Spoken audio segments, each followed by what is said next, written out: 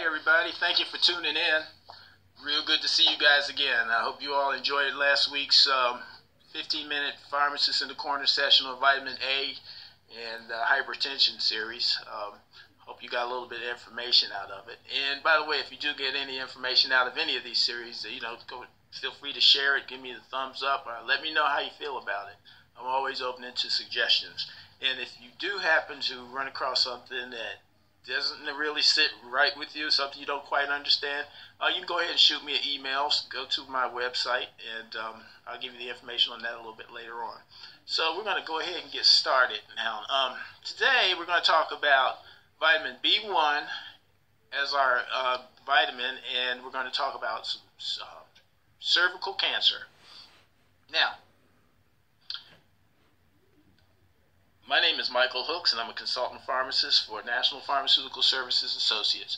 We've been in business since 1986, and what we do, we provide the public with information on prescription medications, and we also have a variety of different programs that demonstrate the different ways how pharmacists can interact with the public. We have a 24-hour drug information service where people can call and ask us any questions about medications. We're also open during the week, and we take calls for people who want to discuss their prescriptions. Our services start at $25 a year annual fee. Today we're going to talk about, like I said, vitamin B1. It's thiamine. Okay. The other name for thiamine is anurin. Most drugs have two names, thiamine and anurin. They're both generic names, and vitamin B1 is part of the B complex vitamins. Vitamin B consists of a complex, and there's about 8 different vitamin Bs within that one complex. So next week I'll probably kind of rush through some of the other vitamins, and I'll talk about the disease states that are associated with that vitamin. I don't want to spend 8 weeks talking about vitamin B. I think that might get a little bit boring. So,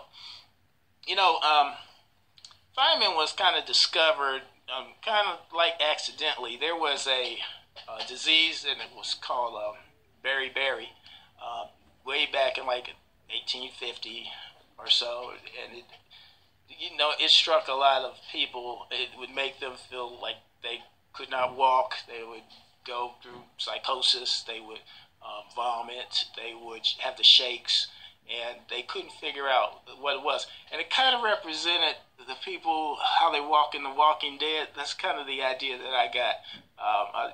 If you haven't never seen The Walking Dead, well, the people are kind of walking, and they're just kind of just The Walking Dead. And this was a prime symptom of beriberi, very characteristic of what it does to the body. They thought it was a disease, but back then, a lot of things were going on, and people were making all kind of theories and hypotheses about, what was treated for what. So this one Japanese surgeon in the Navy, he felt that beriberi was not a disease.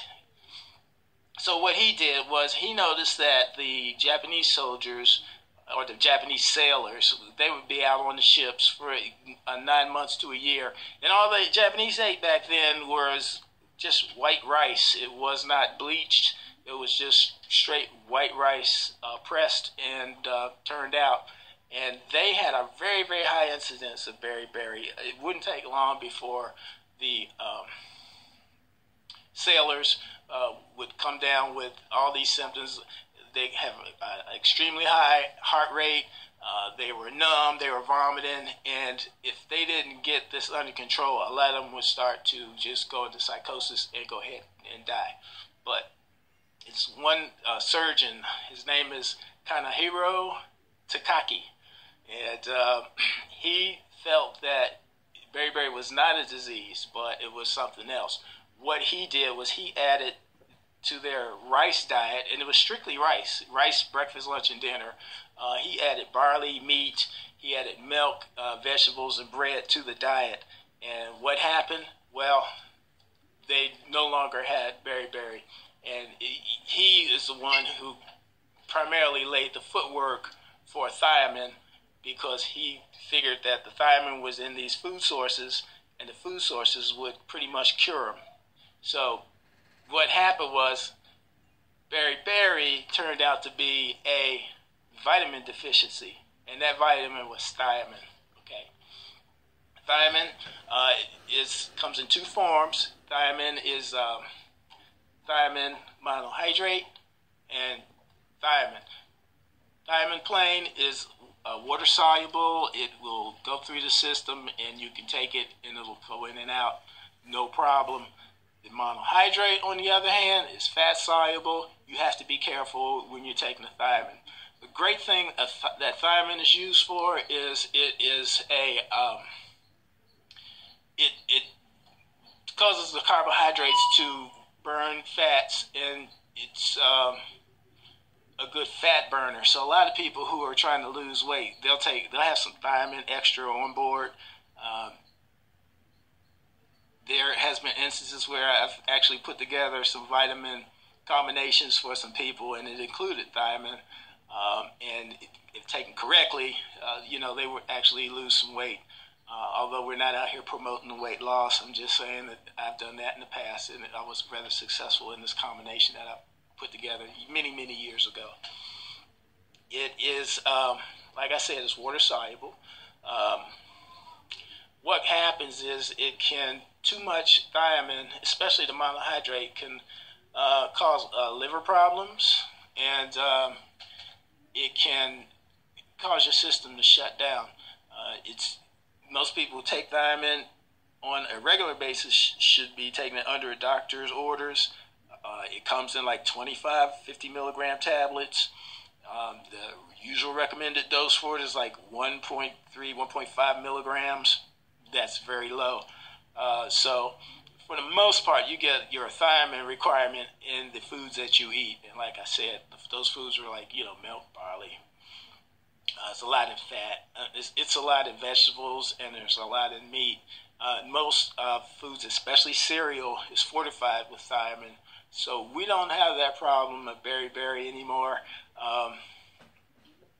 We just, everything's all set up for us now. But if you eat like whole grain bread, you pretty much fish, meat, you don't have to worry about eating extra thiamine unless the doctor diagnoses you to have like a thiamine deficiency, which is far from happening, but it could happen. Liver damage is one thing that can happen from too much of the monohydrate form of thiamine, and that's because it being fat soluble, it stays in the system a little bit longer, and it will accumulate in areas like the liver, which will cause some problems. Now, thiamine helps the skin, the eyes, it helps your hair, it helps your nervous system. Good all-around vitamin to have, and it can be found pretty much in a vitamin supplement. Side effects of too much thiamine would be like itching, breathing, kidney stones, rashes. This is mainly found when you take the monohydrate. Be very careful when you take the thiamine. It's a pretty good vitamin. It's it's a good one to take. So just read your box or cereals or vitamin bottles and see how much thiamine is. Like I said, the usual recommended dose is like 1.5 milligrams. It's very low. Tablets are usually available in like 50, 25. This is when you're starting to waste a lot of money buying stuff that you don't even need. So I'm going to get off of the thiamine, and we're getting ready to go to cervical cancer. Oh yeah, here we go. But before that, we're going to have a brief commercial, and then I'll be right back.